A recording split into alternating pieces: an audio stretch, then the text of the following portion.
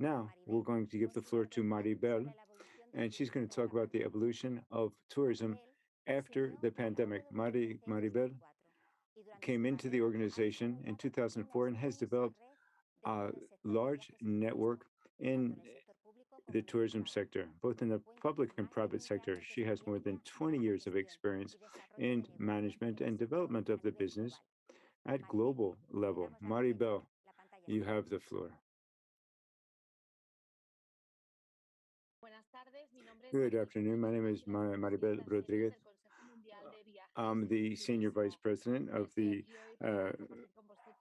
of the tourist organization, the WTTC, and I'm very happy to be at this International Congress for Diversity. Thank you very much to the Ante Foundation for the invitation, and thank you for the presentation as well. Now, before I start talking about today's subject, let me talk about the WTTC. This is a world organization for tourism organization.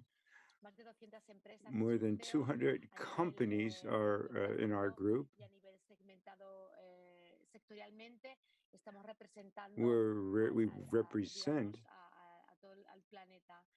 the whole world of tourism, really. So many different companies belong to our organization. Here's an example of our membership: American Express, tour operators, travel agencies. Thanks to them all, and speaking on their behalf, we're explaining the importance that the sector has for the world economy. Now, after the impact of the pandemic has been tremendous because we're the driving force of the economy before, more than 10% of world GDP. Now, after the pandemic, it fell to more than 50%. Now we're in a different stage. We're starting to see the light at the end of the tunnel. And there are still some countries, however, that are blocking their borders, and we'll talk about that. But the important thing is that the impact of COVID-19 in the world, and in this case in Europe, has been tremendous and has had a big impact on the economy. Our tourist sector is very important, and not only is tourism a driving force in the economy, it also creates employment and social well-being.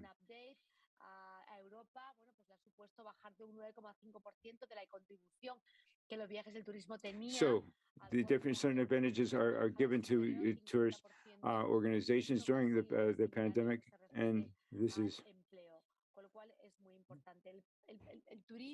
now tourism and the economy,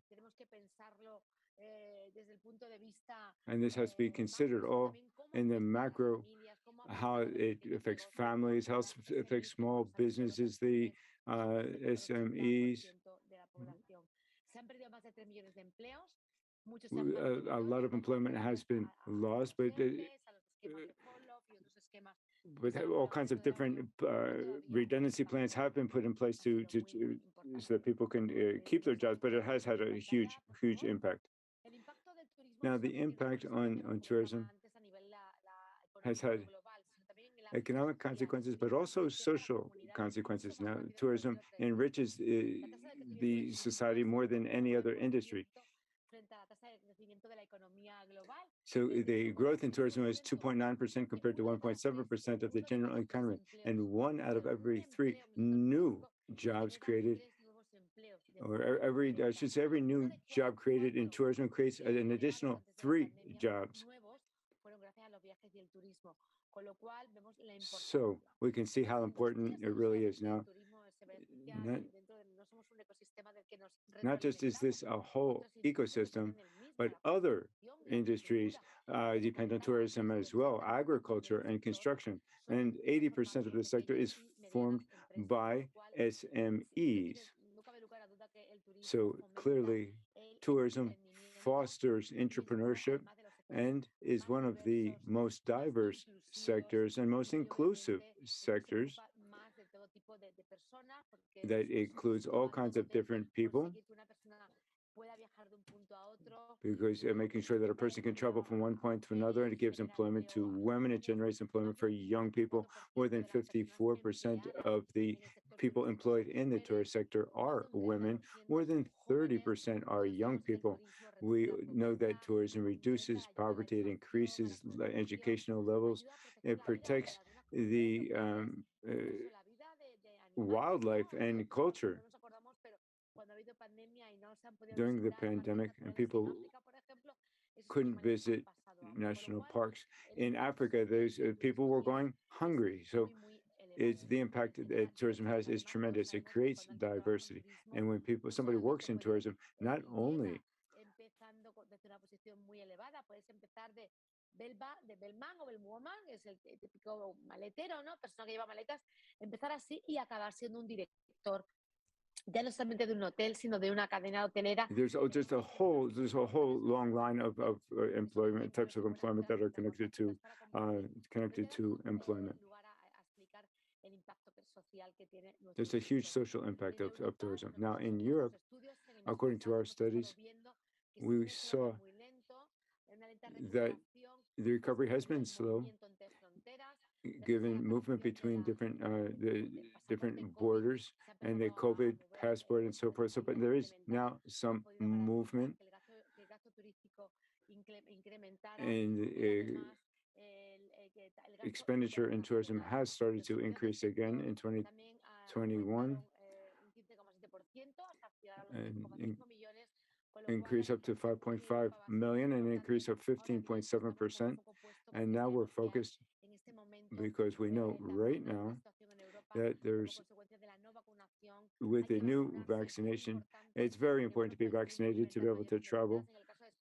In the case of Spain, things are different. The population is, a high percentage of people are vaccinated in Spain. That's good news.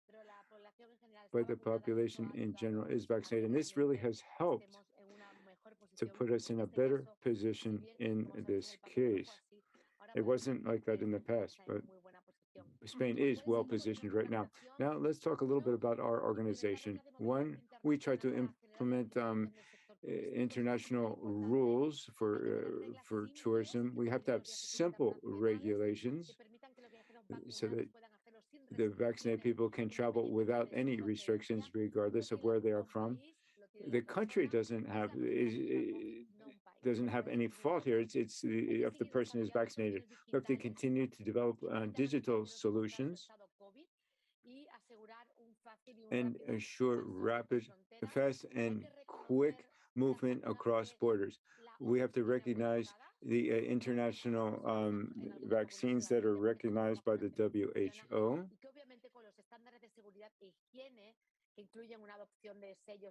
And all of these different protocols will help with mobility. It's also very important to have equal access to all of these things. Now, what have we learned from the pandemic? Well, we have learned a series of things that are basic for the future of tourism. Government support is essential. The collaboration and associations are essential. Flexible systems are the most resilient. Those countries that have very quickly been able to adapt are the ones that have done the best to start to recover. To build trust with customers is an ongoing process, because travelers have seen a lot of movement, a lot of different things. If they don't see that things are secure, they're not going to go back to traveling. The impact of tourism on the economy is huge, and this is part of the government discussion now, so it's very important. So if we're implementing health and hygiene protocols, we have to adjust these to the new normal, and we need to adopt digital solutions at a global scale whenever possible. Our mobile application, for example, it has to be easy to use. I have to travel next weekend, for example, and we need to apply new systems. It's quite complicated now, but imagine all of those people that aren't used to traveling. Well, they have maybe have a little bit of distrust and a little bit maybe a little bit scared. Now about innovation, the pandemic has been a catalyzer for innovation and the digitalization of this sector, and many events are now online because distance business is not enough. However, no one is going to sign an agreement for $1 billion unless they meet face to face. So these hybrid models, the personal part is essential in our business, is essential in tourism as well. So this is to democratize at Congress. People can might miss it for miss a meeting for a number of different reasons, or they don't have enough money for the trip. But this hybrid model allows those people to participate, even if they're not present in person. But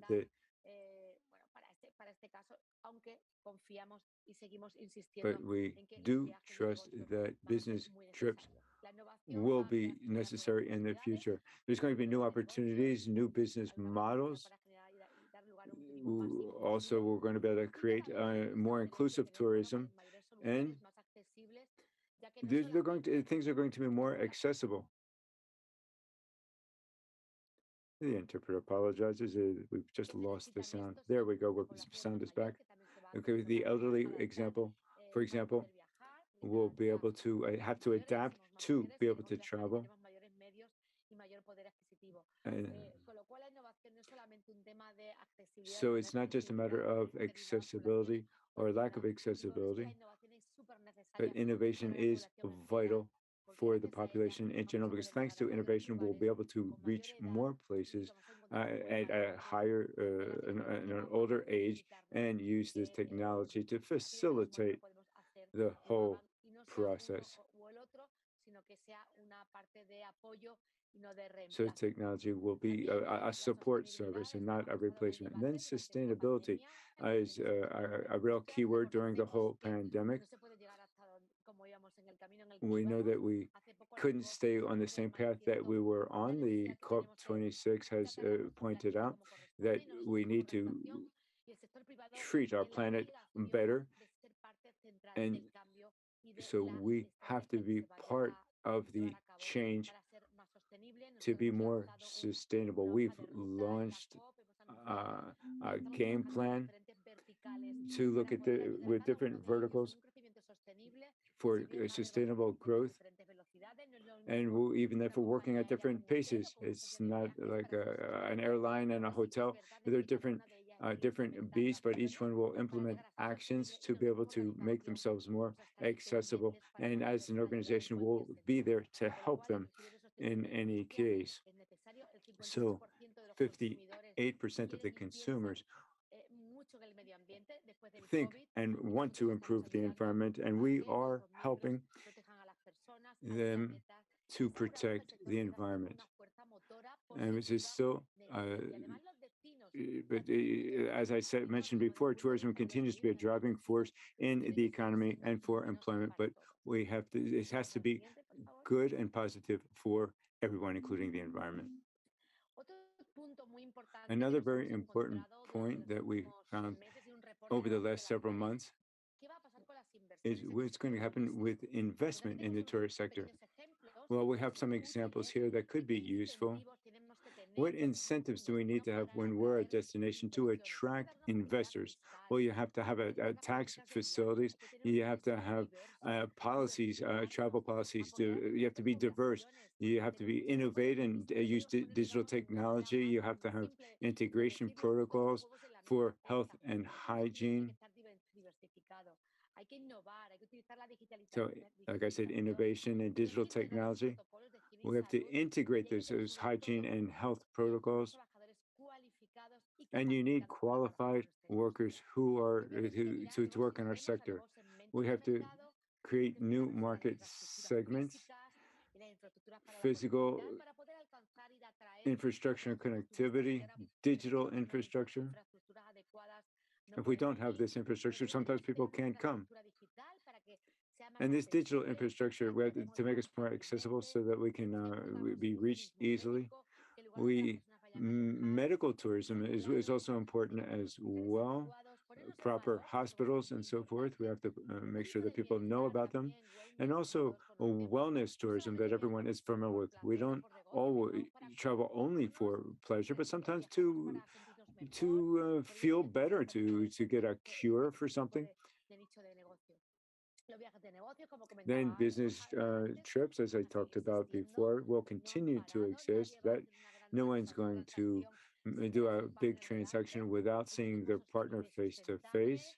So we need sustainable tourism in terms of nature and wildlife. We have to take the welfare of animals into consideration as well. Having a park, for example, with animals who are well fed, thanks to tourism. To maintain parks in Africa, for example, we have the adventure tourism, cultural tourism, and niche tourism, which is more and more important. I'm sure you have many ideas in your mind because that's very important for independent tourists. Groups of tourists are smaller now. People travel more individually, and they want to have unique experiences now. With this information, I just want to talk a little bit about the future of travel and tourism. We have a sustainable agenda. We have to continue to maintain the protocols over the long term because we need to learn from the virus, from this pandemic. We're in an endemic situation, and tourism has to continue forward because one out of every 10 jobs is related to tourism. And if we don't learn to live with the virus, then we're going to lose this huge sector, the tourist sector, which benefits all of us at economic and employment level, but also socially. So thanks very much for having invited me, for having giving my organization a voice here. And I hope to meet you in person at the next events. Thanks very, very much. Thank you very much, Maribel, for having participated and for fitting our Congress into your complicated schedule. It's impressive to see how the pandemic has taken us so far forward and how the travel and tourism sector has adapted to the new reality, without forgetting the pillars of sustainability, digitization, and of course, accessibility.